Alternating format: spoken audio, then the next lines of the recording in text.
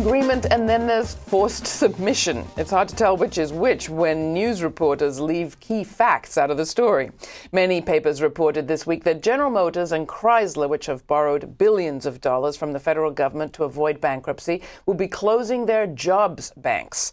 The programs kept well-trained workers standing by, drawing almost their full salaries in the hope that new jobs would materialize. Well, GM said on Wednesday that it would end its jobs bank program, leading to layoffs for about 1,600 workers. The typical story on this reported that the United Automobile Workers Union had, quote, agreed to let the car makers terminate their programs.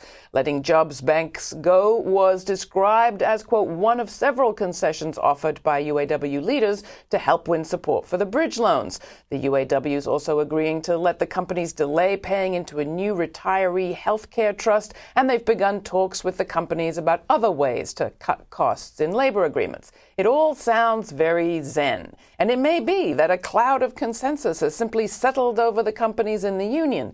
But there is one fact that adds an important bit of context. As we reported last week, there's a no-strike ban included in the government's loan agreement with Chrysler and GM. If the union leadership didn't want to go along with the company's demands, it's not clear what they'd do.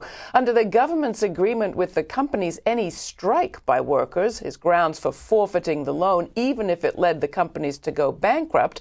They certainly couldn't go on strike.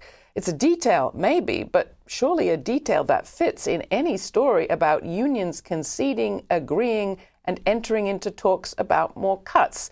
It may not be quite so zen.